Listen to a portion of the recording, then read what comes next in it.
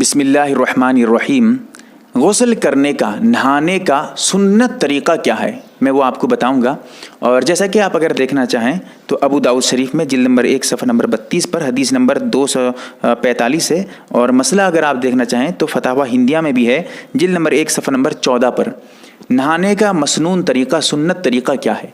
اصل میں متعدد طریقے حدیث سے ثابت ہیں، کسی میں کچھ آتا ہے، کسی میں کچھ آتا ہے۔ میں وہ بتا رہا ہوں جن کو اکثر فقہاء کرام نے لکھا ہے کتابوں میں، حدیثوں کی اکثر کتابوں میں یہ طریقہ مل رہا ہے جو میں آپ کو بتانے والا ہوں۔ اور یہ غسل کرنے کا طریقہ سب کے لیے ہے۔ اگر عورت ناپاک ہے وہ اس طریقے سے غسل کر لے گی تو پاک ہو جاتی ہے۔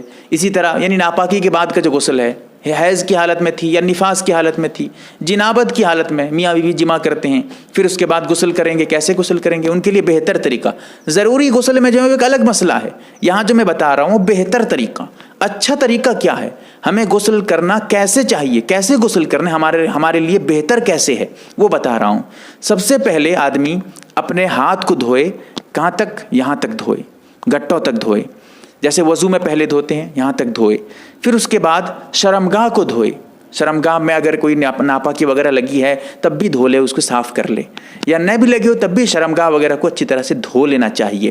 پھر اس کے بعد مکمل وضو کرے، اچھی طرح سے کلی بھی کرے، اچھی طرح سے کلی کرنا چاہیے، کیونکہ کلی کرنا ضروری ہے۔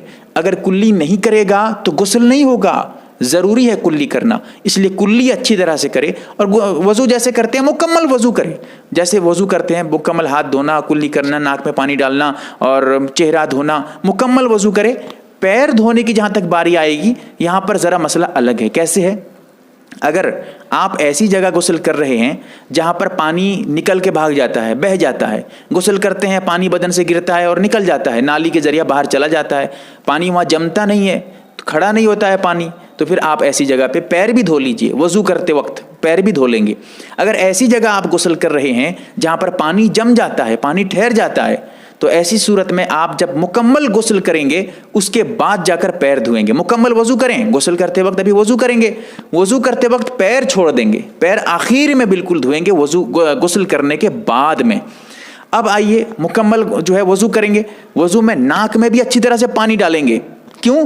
کیونکہ ناک میں پانی ڈالنا غسل کے لیے ضروری ہے۔ اگر ناک میں پانی اچھی طرح سے نہیں ڈالا ہے تو پھر غسل نہیں ہوا اس کا، اس لیے اچھی طرح سے نرم ہڈی تک، اندر تک پانی پہنچانا چاہیے، اس کو اندر تک نرم ہڈی تک پانی پہنچائے۔ ناک میں اگر کچھ لگا ہے تو اس کو صاف کرے، یہ ضروری ہے اس کے لیے۔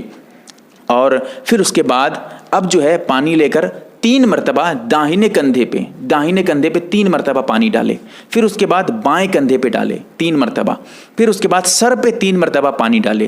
اب اس کے بعد جو ہے اچھی طرح سے صابن وغیرہ لگا کر اپنے جسم سے میل کچیل وغیرہ کو دور کرے، پھر اس کے بعد پانی وغیرہ ڈال کر اچھی طرح سے اپنے بدن کو صاف کر لے۔ یہ ایک طریقہ ہے۔ دوسرا طریقہ بعض کتابوں میں ملتا ہے، پہلے جو ہے وضو وغیرہ کرنے کے بعد پھر اس کے بعد جو ہے سب سے پہلے سر میں ڈالے، پھر داہنے طرف ڈالے، پھر بائیں طرف ڈالے، ایسا بھی کر سکتا ہے، کوئی بات نہیں ہے۔